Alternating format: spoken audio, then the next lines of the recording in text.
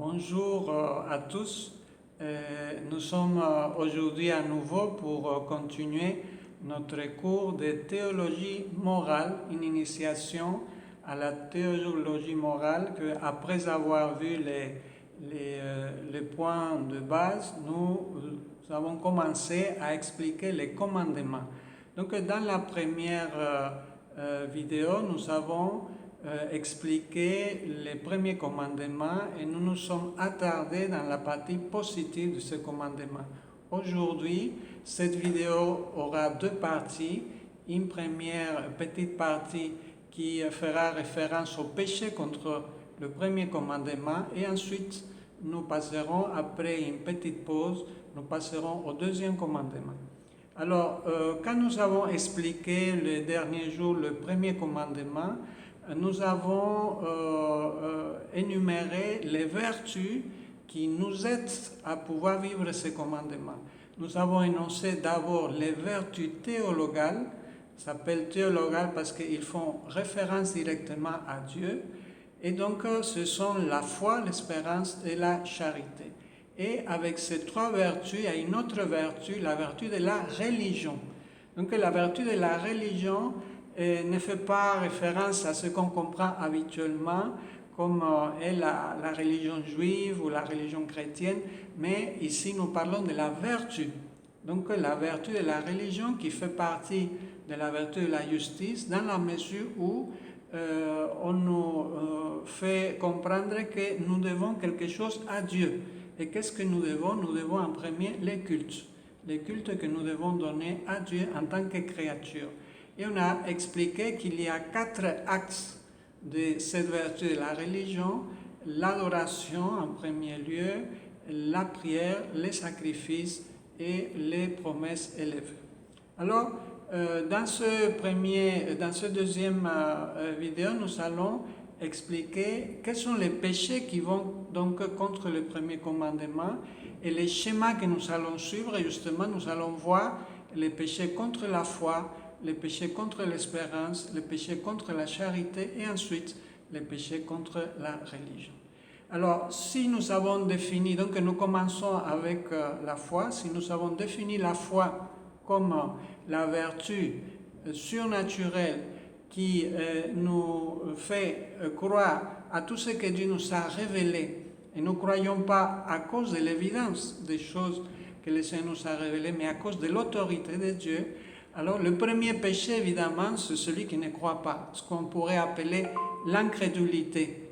L'incrédulité, c'est-à-dire la personne qui, devant cette révélation de Dieu, elle ne croit pas à ce que le Seigneur a dit, elle émet des doutes sur ce qui est dans la Sainte Écriture ou sur ce que l'Église affirme. Donc on pourrait appeler ça l'incrédulité.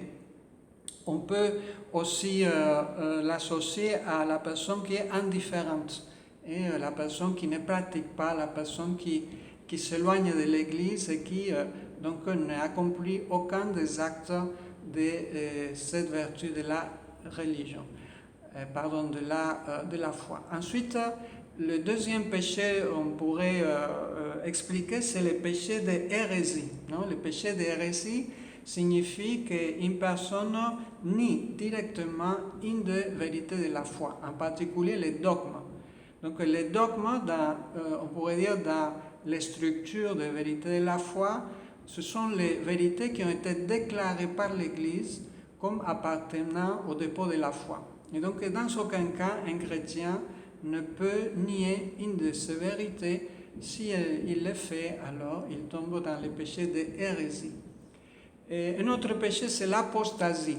L'apostasie consiste au rejet de toute la foi. Alors ça, c'est un péché, malheureusement, que nous pouvons l'observer fréquemment quand une personne quitte l'Église pour aller dans une secte, pour aller dans une autre église différente, quand il s'en va peut-être du côté de musulmans, ou etc.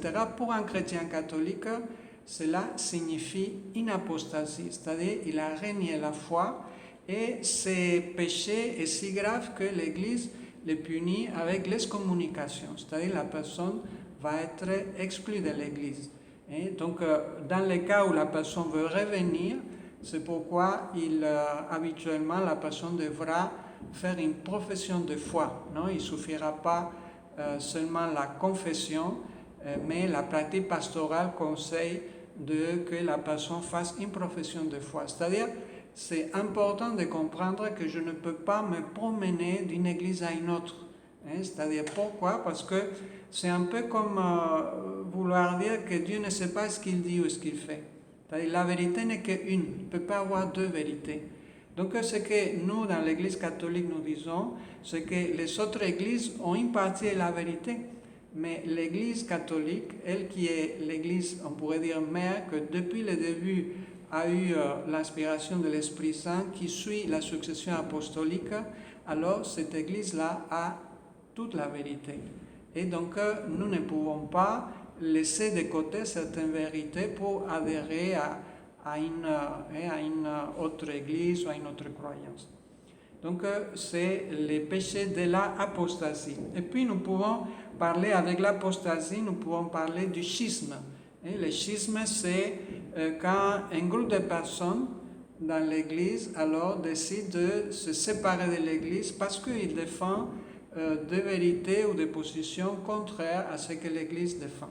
Donc, historiquement, il y a eu plusieurs schismes. Le schisme, peut-être le plus important, c'est celui de l'Église d'Orient, qui est intervenu au Moyen-Âge quand les églises d'Orient ont refusé d'accepter l'autorité du pape et ils se sont constituées en églises autocéphales, c'est-à-dire elles ne dépendent dans chaque pays que du patriarche du pays. Et donc c'est le cas des églises orthodoxes, donc en Russie ou en Bulgarie et dans d'autres pays de l'Europe orientale surtout, mais il y en a aussi en Afrique. Bien, un autre péché, on pourrait dire, c'est la personne qui admet des doutes volontaires contre la foi. Alors, il se peut que je n'arrive pas à comprendre quelque chose, mais je ne peux pas accepter des doutes volontairement. Je ne peux pas commencer à tourner autour de ça. Plutôt, quand je ne comprends pas quelque chose, alors je dois me dire, mais je vais me former. Parce que l'Église catholique est très bien assise, est très, disons, avec un corpus doctrinal très solidement assis d'un point de vue philosophique et théologique. Et donc, ce que nous devons faire, c'est nous former. Quand nous sommes un peu étonnés ou qu'il y a quelque chose qui nous choque ou qui nous dit ben, pourquoi c'est comme ça, alors nous devons chercher à nous former, c'est essentiel. Et puis le dernier point, aussi dans le cadre de ne pas mettre en doute la foi, c'est le fait de ne pas la mettre en danger. Alors je peux la mettre en danger de plusieurs manières. Je peux la mettre en danger en lisant des livres qui vont contre la foi. Je peux la mettre en danger en me mettant à regarder des vidéos maintenant que dans l'espace d'Internet, il y a un peu de tout. Toute l'humanité peut se brancher à l'Internet et balancer une vidéo comme je suis en train de faire. Mais malheureusement, il y a beaucoup de personnes qui ne sont pas très bien orientées, donc je ne peux pas me mettre à écouter, à lire n'importe quoi.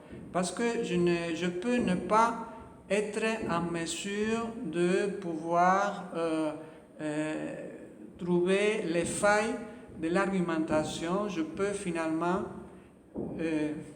ne pas bien comprendre les problèmes qui se trouvent dans ces livres, dans cette vidéo, et je peux finalement affaiblir ma foi ou la refroidir. Voilà pourquoi c'est important d'être très prudent avec ce que je lis ou ce que je vois. Bien, nous passons au péché contre la vertu de l'expérience. Alors, c'est une vertu donc qui nous fait attendre de Dieu le salut, qui nous fait attendre de Dieu la grâce nécessaire. Donc, il y a comme deux péchés essentiels. La présomption, celui qui pense qu'il est très fort, qu'il n'y a pas de problème, que Dieu est très bon, que Dieu comprendra. Et Dieu comprendra, et alors avec cette idée, voilà, il fait ce qu'il veut, et où il laisse de côté les moyens que Dieu nous a donnés pour pouvoir arriver au salut. Et il ne prie pas, il ne va pas à l'église, il dit non, moi je vais directement vers Dieu, il n'y a pas de problème, Dieu m'aidera. Ce qu'on appelle la présomption, c'est un péché parce que c'est un peu comme s'il exigeait de Dieu de choses extraordinaires que Dieu n'est pas obligé à donner. Et chacun de nous, nous devons avoir l'humilité de nous soumettre à l'autorité que Dieu a établie sur terre et de suivre le chemin qu'il nous a proposé. Et puis le péché, on pourrait dire opposé, c'est là le désespoir. Donc la personne que, à cause de la situation personnelle, à cause de ses problèmes, à cause de n'importe, il n'a plus de confiance en Dieu. Il ne pense pas que Dieu puisse l'aider. Il considère que Dieu ne va pas lui donner la grâce nécessaire. Et on a ces cas malheureux dans la Sainte Écriture de Judas, que c'est apôtre, une personne choisie par Dieu pour être une des colonnes de l'Église, que malheureusement il a dévié, ce qui peut nous arriver à tous, mais il n'a pas eu l'humilité de revenir pour demander pardon. Et la Sainte Écriture nous dit qu'il s'est désespéré, il n'a pas cru à la bonté de Dieu, à ce que Dieu pouvait faire pour lui. Et donc finalement, il n'a pas pu retrouver le Seigneur. Donc le péché de la désespération, le désespoir. Et puis nous passons aux péchés qui vont contre la charité. Contre la charité, dans ce cas, nous sommes dans le premier commandement, nous parlons de charité envers Dieu. Et donc nous avons en premier, ce qu'on pourrait dire, l'attitude de la personne qui n'est pas reconnaissante, l'ingratitude, l'indifférence par rapport à Dieu. La personne qui ne reconnaît pas les bienfaits de Dieu, la personne qui ne remercie pas le Seigneur, la personne qui est indifférente, c'est-à-dire qu'elle néglige un peu tout ce que Dieu a fait pour lui, parce que nous devons être conscients que ce que nous sommes, ce que nous avons, c'est Dieu qui nous l'a donné. En commençant par la vie, en suivant par tous les biens matériels que nous avons, la terre, le soleil, tout a été offert par Dieu, tout a été donné par Dieu. Et donc, dans notre cœur, nous devons avoir une attitude de reconnaissance par rapport à ces différentes dons que le Seigneur nous a donnés. Un autre péché qui va contre la charité, c'est la tiédeur. La tiédeur, c'est une maladie de l'âme qui fait que la personne néglige ses devoirs religieux à cause de l'effort que cela suppose. Et donc la personne a du mal à accepter, à suivre ses commandements, ses obligations. Elle se sent lourde, elle n'a pas envie de prier, elle n'a pas envie. Donc ne pas avoir envie, ce n'est pas un péché. Ce qui est le péché, c'est qu'à cause de ce fait que je n'ai pas envie, je ne fais rien. C'est-à-dire l'envie ou pas l'envie, ce n'est pas tellement important dans notre vie et dans la morale, puisque nous sommes dans un cours de morale. Les sentiments ne sont ni bons ni mauvais, on pourrait dire. Ce qui est bon ou mauvais, c'est notre réaction. Comment est-ce que je réagis devant ces manques de temps, ces manques d'envie, ces manques d'entrain. Et je dois d'ailleurs me demander pourquoi ce manque d'envie. Parce qu'il arrive que de personnes qui se laissent aller à certains péchés, après ils éprouvent des difficultés pour prier, pour revenir vers Dieu, parce qu'en fait, ils ont un poids lourd qui les a attardés, qui les a retardés. Parce que le péché, ce n'est pas comme une faute d'orthographe. Le péché blesse l'âme, le péché tâche l'âme, l'alourdit, l'enlève de force. Et donc, évidemment, la personne peut avoir des difficultés. Donc, la tiédeur, c'est une maladie de l'âme qui arrive le plus souvent quand la personne commet beaucoup de péchés qu'on dit véniels, sans leur donner l'importance. Dans la morale, on distingue le péché mortel et le péché véniel. Les péchés mortels, on les appelle ainsi parce qu'ils causent la mort de la vie de la grâce. Et il y a 3 conditions pour commettre le péché mortel. La matière doit être grave, ce que je fais doit être grave. Je dois savoir que c'est un péché. Et finalement, il faut que je consente, la volonté. Je dois accepter le péché. Donc c'est différent de la tentation. La tentation, le péché est suggéré par le mal ou par mes mauvaises tendances, mais je peux les rejeter. Et à ce moment-là, il n'y a pas de faute. Donc le péché vient toujours par ma volonté. Et donc les péchés véniels seront ce péché que ou bien la matière n'est pas grave, ou bien le consentement ou l'advertence n'était pas plein, c'est-à-dire je ne me rendais pas trop compte de ce que je faisais, ou bien j'ai lutté, j'ai rejeté finalement ce mal-là. Et donc ce sont des péchés véniels. Alors la personne qui accumule des péchés véniels, qui un peu n'est pas diligente dans sa vie religieuse, alors finalement tombe dans la tiédeur. Et là c'est un grand danger parce que c'est difficile de pouvoir sortir de cette tiédeur. C'est difficile. Donc il faut que la personne revienne vers Dieu et que la personne demande pardon sincèrement. Et puis finalement, nous avons le péché de la haine contre Dieu. Non? Et quand une personne, au lieu de l'aimer, il déteste Dieu, alors évidemment, ceci est un péché très grave. Bien, et nous passons maintenant au péché contre la vertu de la religion. Alors là, il y a aussi, dans l'ambiance où nous évoluons, ce sont des péchés fréquents. Ça s'appelle le premier la superstition. C'est quoi la superstition? Ça consiste en fait à donner une valeur surnaturelle, c'est-à-dire au-dessus du pouvoir de l'homme, à des choses dont Dieu n'a donné aucun pouvoir. C'est-à-dire, je me dis que si j'ai fait telle chose, s'il m'arrive tel événement, si une telle personne me parle, alors il y aura des conséquences dans ma vie.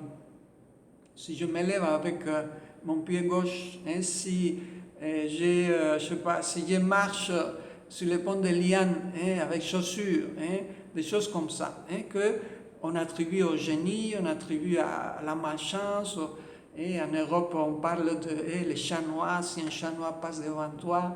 Bon, tout cet ensemble de petites croyances, on pourrait dire, qui ne sont pas très rationnelles, alors je ne peux pas les accepter.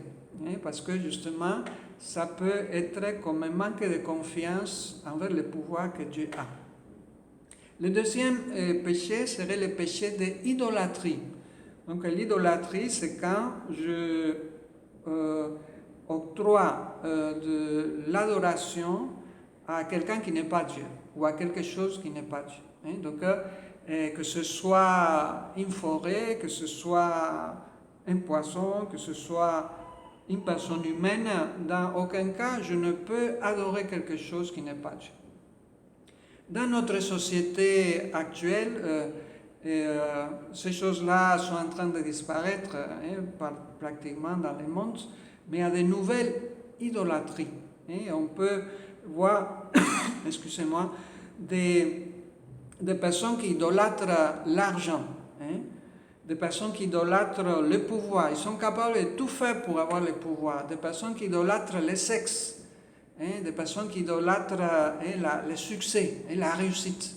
Ils sont capables de laisser la famille de côté tout pour réussir. Donc, ce sont des nouvelles idolâtries en quelque sorte, dans lesquelles on voit que presque la personne est comme en train d'adorer cette chose matérielle qui évidemment ne peut pas prendre la place de Dieu. Bien là, deux autres péchés, c'est la divination et puis la magie, non? Divination et magie. Donc la divination nous est interdite. Pourquoi? Parce que c'est Dieu le seul propriétaire de l'avenir. Donc toute pratique tendant à connaître l'avenir constitue un péché et un péché grave. Donc nous devons nous abstenir et donc nous n'avons pas le droit de chercher ces choses. Et puis la magie, ça veut dire quoi? Ça veut dire Et ici, on parlait parfois de la sorcellerie, non? C'est-à-dire tout cet ensemble de pratiques occultes qui cherchent à attirer un pouvoir, un privilège, à chercher à faire du mal aux autres, etc. Donc ici, qu'est-ce qu'on pourrait dire? Bon, il faut bien faire la différence entre ce qui est la vraie sorcellerie, la vraie magie et les charlatans, hein, et la superstition. Hein. Là, on peut tout mélanger. Et donc, il faut toujours être très, très prudent par rapport à ce genre d'événements, de manifestations dans la vie que nous pouvons rencontrer. Mais dans tous les cas, la magie ou la sorcellerie, évidemment, quand elle est vraie, elle fait appel à un pouvoir diabolique. Et donc, dans aucun cas, un chrétien ne peut avoir de commerce avec ce genre de choses. Hein. Et souvent, on me demande, mais comment je vais me protéger contre les sorciers? Bon, d'abord, il faut se calmer, hein, parce que vrais sorciers, il y en a peu. Mais dans tous les cas, comme on ne sait pas toujours devant qui ou devant quel problème je me trouve, je dois me dire que ces choses-là peuvent avoir une influence dans ma vie dans la mesure où je laisse des portes ouvertes. Si je ferme toutes les portes, alors il sera très difficile qu'on puisse m'attaquer, qu'on puisse m'atteindre. Et comment est-ce que je ferme les portes? Je ferme les portes d'abord en m'éloignant de ce genre de choses. Tout ce qui est ésotérique, tout ce qui est magique, sont des choses desquelles je dois chercher à m'éloigner. Premier point. Deuxième point, je dois chercher à avoir une charité, une bienveillance avec tous. Et donc, quand je vais au village, quand je vais rencontrer des personnes, être une personne qui ne fait pas de problème aux gens. Et troisième élément, je dois être en état de grâce. Je dois être en état de grâce. Si je suis en état de grâce, c'est-à-dire en état d'amitié avec Dieu, parce que je me confesse souvent, s'il y a un péché grave, je vais à la confession, je ferme les portes au diable. Je ferme les portes qui pourraient utiliser les voies pour m'atteindre. En revanche, si je suis dans le péché, vous savez que dans l'Église, les pères de l'Église parlent très souvent du fait que le péché, c'est comme être esclave du démon. Donc évidemment, si je suis esclave du démon, mais on peut très facilement m'atteindre. D'accord? Donc, un point important par rapport à ce genre de problème, c'est de s'efforcer de vivre avec cohérence la vie chrétienne. Et puis il y a d'autres péchés. Le premier, le tenter Dieu. Le fait de tenter Dieu signifie que je demande à Dieu des choses comme pour les mettre à l'épreuve. Hein, et ça, on ne doit jamais le faire. Hein, tenter Dieu. Ensuite, le sacrilège. C'est aussi un péché qui est beaucoup d'actualité. Sacrilège, ça veut dire que je traite d'une manière indue, ignoble, quelque chose de sacré. Et donc, on va voir tout à l'heure, en parlant du deuxième commandement, combien c'est important de se rendre compte que quand je suis en proximité de Dieu, du sacré, je dois montrer un grand respect. Donc, le sacrilège, ça veut dire que je méprise ce qui est sacré. Et ça arrive de manière très concrète, par exemple, dans les sacrements. Si je reçois l'Eucharistie en état de péché mortel, on a expliqué tout à l'heure c'est quoi le péché mortel, je commets un sacrilège. Parce que pour recevoir l'Eucharistie, il y a deux conditions. La première, c'est le jeûne eucharistique, 1 heure avant la communion, je ne dois pas manger. Et la deuxième, le fait que je dois être en état de grâce, c'est-à-dire sans des péchés graves sur ma conscience. Si je communie dans ces conditions, alors je fais une offense très grave au Seigneur. C'est un peu, je ne sais pas, comme si je prends ma maman et je la jette dans un puits perdu, ou je la renferme dans un coin où on met des ordures. Je ne peux pas mettre le Seigneur dans un cœur qui n'est pas prêt pour l'accueillir. Si on pense à la Vierge Marie qui a reçu le Seigneur dans son sein, elle a été faite immaculée pour pouvoir être la mère de Dieu. Donc ça peut nous faire réfléchir. Il y a d'autres types de sacrilèges. La personne, par exemple, qui dans la confession ne dit pas tous ses péchés. Or, dans la confession, on doit dire tous les péchés graves. Si je cache pas honte ou pas, alors je commets un sacrilège. C'est un péché très grave. Il y a d'autres manières, si j'ai déshonore l'Eucharistie, si j'ai, je sais pas, je casse des images du Seigneur ou des saints. Donc, de manière générale, si je traite les choses sacrées d'une manière indue. Donc, ce qu'on appelle les sacrilèges. Et puis, on peut parler de la simonie.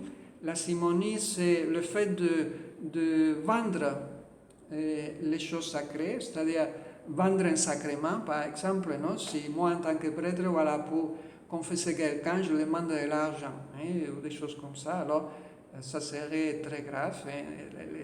Les dons gratuits de Dieu, nous les avons reçus gratuitement et nous devons les donner gratuitement. Et puis, évidemment, contre la vertu de la religion, il y a le fait de nier Dieu, non? Le fait de nier Dieu qui a deux volets. Actuellement, on les trouve beaucoup en Europe, non? L'athéisme, non? Les personnes qui nient l'existence de Dieu.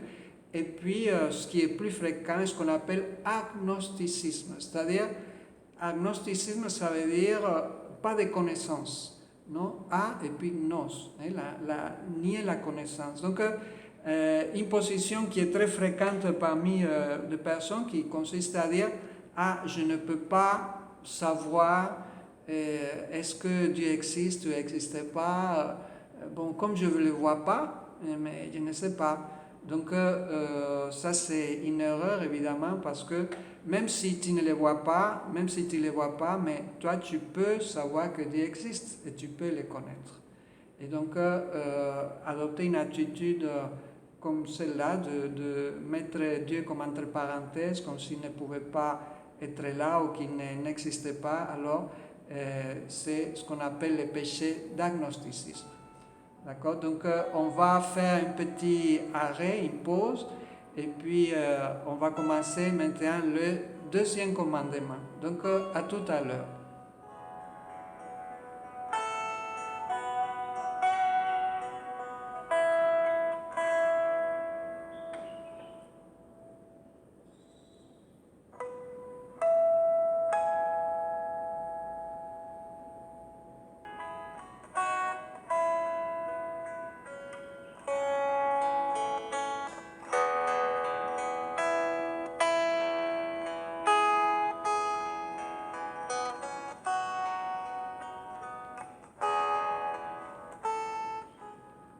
Bon, nous continuons dans notre cours d'aujourd'hui et nous allons maintenant parler du deuxième commandement. J'espère que les différents péchés que nous avons énumérés contre le premier sont clairs.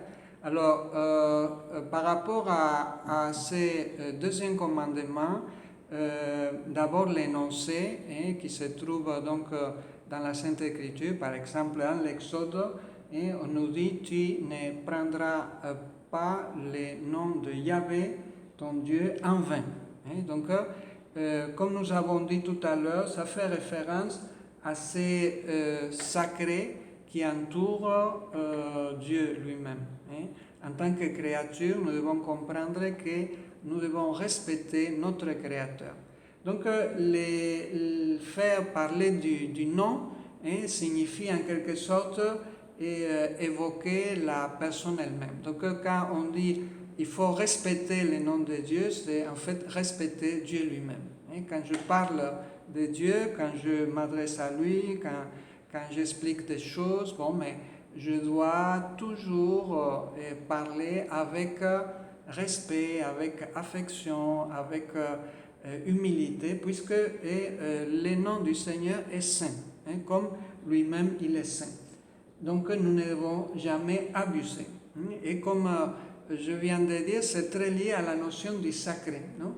Donc les sacrés caractérisent en fait toutes les réalités qui sont autour du Seigneur.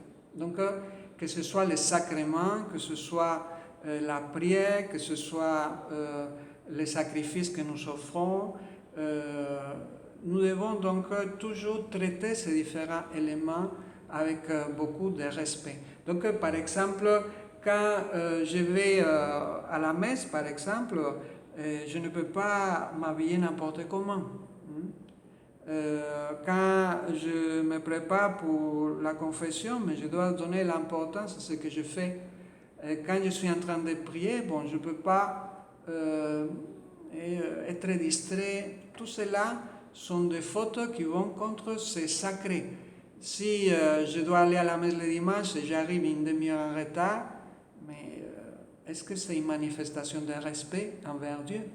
Si ce n'était pas la messe, mais que c'était un rendez-vous professionnel, est-ce que je pourrais arriver comme ça? Ou bien si je dois voir une personne très importante, non? Donc tout ce qui concerne Dieu, nous devons le traiter avec beaucoup de respect. Voilà l'importance de tenir les choses sacrées en bon état. Et donc ça nous parle aussi de l'importance de tenir les ornements, l'église, les tabernacles, tout ce qui concerne le Seigneur, le tenir dans un ordre, une propreté qui correspond à la dignité de Dieu. Ça me parle aussi du fait de comment je dois préparer les actes liturgiques, comment je dois vivre les actes liturgiques. C'est-à-dire, je suis devant Dieu et je ne peux pas faire ou dire n'importe quoi. Si dans l'église, je me mets à regarder mon téléphone et à répondre au WhatsApp, si les chansons de la chorale sont des chansons profanes ou mal préparées ou dans lesquelles les gens ne prient pas, bon, il y a tout cet ensemble d'éléments qui concernent un peu le deuxième commandement, puisque nous devons chercher à pouvoir traiter le Seigneur avec la dignité qui lui est due. Alors, historiquement, il y a eu parfois de mélange un peu, non? Il y a eu des périodes dans l'histoire, surtout au Moyen-Âge, où il y a eu un mélange entre le sacré et le séculier, non? Et la réalité ordinaire, au point que le roi devenait comme un prince religieux et il intervenait dans l'église. Hein? Il y a eu d'autres époques dans lesquelles ça a été le contraire. Il y a eu comme une poussée de laïcisme qui veut intervenir dans tout ce qui est religieux. Non? Donc il y a eu les deux choses, non? Invasion de la religion dans la société ou bien le contraire. Non? Actuellement, ce qui est plus fréquent, c'est un sécularisme un peu négatif, dans lequel on souhaite un peu comme éloigner Dieu de la société, ce qu'on appelle parfois le laïcisme, non? Ou la laïcité. Non? Une laïcité mal comprise consiste en fait à vouloir réduire la présence de Dieu, de la religion, à la sphère du privé. Et ceci n'est pas bon. Pourquoi? Parce que nous sommes des personnes avec une dimension sociale. Et donc, le fait religieux doit pouvoir se manifester librement sans que cela suppose d'empêtiner sur la liberté des autres. Donc, c'est aussi mauvais le laïcisme ou la laïcité mal comprise que le fait de créer une sorte de société théocratique dans laquelle la religion prendrait un peu comme les commandes de tout. Non. Nous, en tant que chrétiens, nous devons travailler dans la société, intervenir dans le monde avec notre foi et avec notre foi faire le bien aux autres, chercher à les aider, chercher à les accompagner, chercher à influencer positivement dans la société actuelle. C'est ça qui est le sens équilibré entre le sacré et, on pourrait dire, les laïcs. Bien. Donc, nous allons voir maintenant, d'un point de vue positif, qu'est-ce que ces commandements nous permettent de faire. Alors, essentiellement, il y a le serment. Donc, le serment consiste à quoi? Consiste à rendre Dieu témoin d'une chose que nous avons fait ou que nous allons faire. C'est quand je jure que je vais faire ceci ou cela. Et quand je jure, je mets Dieu comme témoin. Donc, on comprend bien qu'un serment peut rendre gloire à Dieu. C'est un acte positif. Mais pour que ce soit un acte positif, il faut qu'il y ait comme certaines conditions, parce que je ne peux pas banaliser les serments, je ne peux pas jurer pour tout et n'importe quoi. Alors, il y a deux types de serments qu'on appelle donc les serments d'assertion, pour affirmer quelque chose que je viens de faire, c'est-à-dire dire que j'ai fait telle chose, non, je te jure que je fais telle chose, et les serments qu'on appelle de promesses, je te jure que je vais te payer, par exemple. Donc, dans quel cas on peut faire ce serment? Alors, il y a comme trois conditions pour pouvoir faire un serment.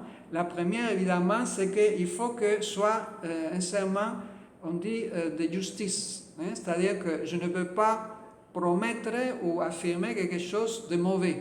Je ne peux pas mettre Dieu contre moi d'une chose mauvaise. Je te jure que j'ai tué mon enfant. Bon, ça n'aurait pas de sens. Non? Donc la première chose, c'est que doit être pour quelque chose de juste. La deuxième, c'est que doit être en vérité. Évidemment, si je jure, je te jure que je vais te payer la dette quand je n'ai aucun désir de te payer, que je me dis je ne vais jamais payer, ou bien je jure que ce n'est pas moi qui a tué cette personne quand c'est moi qui l'ai tué. Si la vérité manque, aussi le serment ne serait pas un acte d'honneur, de gloire à Dieu. Et puis finalement, la nécessité, c'est là peut-être qu'on se trouve, c'est-à-dire pour faire un serment, il faut qu'il y ait quelque chose qui soit vraiment nécessaire, important. Donc je ne peux pas jurer pour un oui, pour un non. Et donc, de manière générale, il faut s'abstenir de jurer.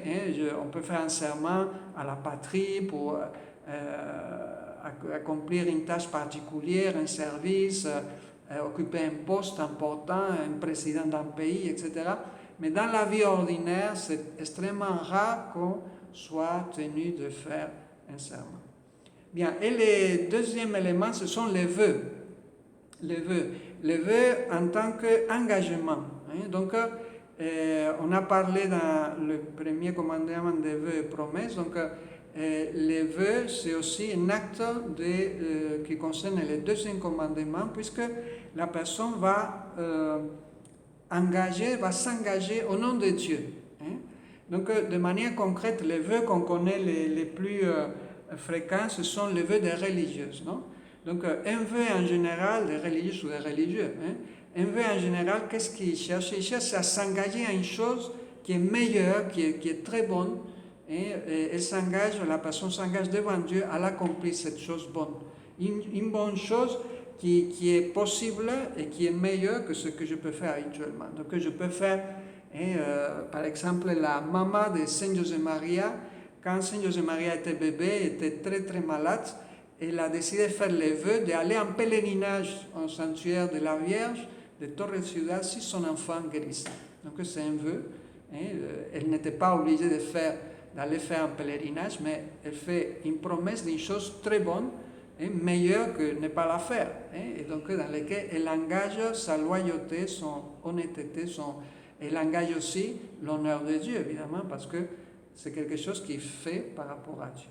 Donc, les vœux des religieux, des religieuses, c'est une manière que l'Église utilise pour formaliser leur engagement vocationnel. Et donc, dans ce cas-là, c'est un vœu public, parce qu'on peut faire des vœux privés, mais aussi les vœux publics, donc qu'on fait devant l'Église. Et alors, comme vous devez savoir, les religieux font le vœu de pauvreté, chasteté, obéissance. Et pourquoi? Parce que les religions, un peu comme le charisme, de nous montrer le ciel déjà. C'est pour ça qu'ils vont habiller d'une manière particulière, avec un habit particulier. Pourquoi? Parce qu'ils nous montrent comment les choses se passeront au ciel. Et donc, ils vivent déjà les vertus qui sont les vertus propres du ciel. Bien. Pour que ces vœux soient valides, évidemment, il faut que la personne les fasse avec pleine liberté et que les vœux soient possibles de faire. Non? Il peut pas... Donc si jamais une personne fait un vœu, mais le vœu devient impossible à faire, alors elle ne sera pas obligée d'accomplir ce vœu.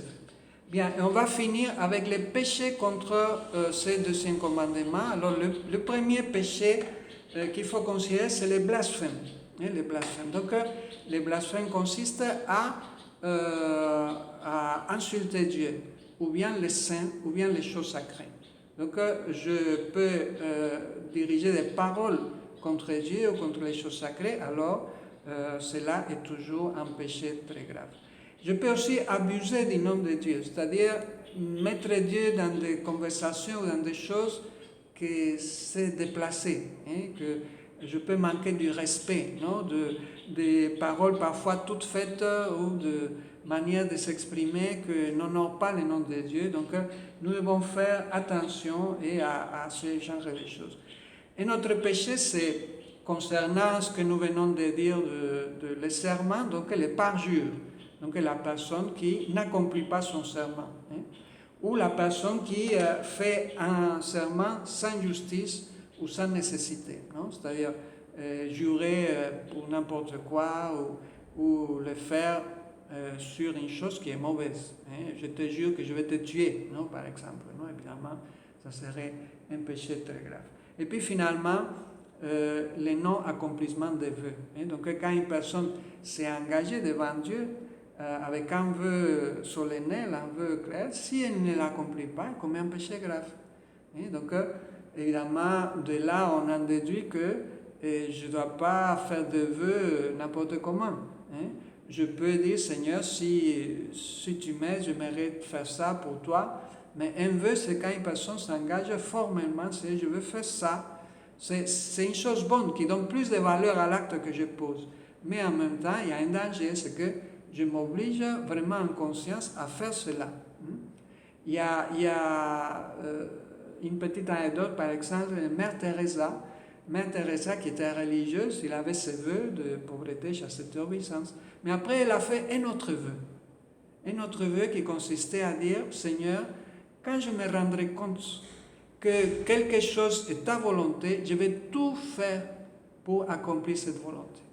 Vous voyez que c'est un vœu très exigeant et que la sainte l'a accompli à la perfection. Donc les actes qu'elle a posés, en plus d'être des actes bons par eux-mêmes, ils gagnaient encore en beauté, en splendeur, en sainteté par les vœux qu'elle avait accomplis. Bien, alors je m'arrête là. Merci beaucoup pour avoir suivi ces vidéos et donc je vous encourage à bien préparer les activités, non? Bien faire les activités et puis on se verra à la prochaine occasion. Merci beaucoup pour votre écoute.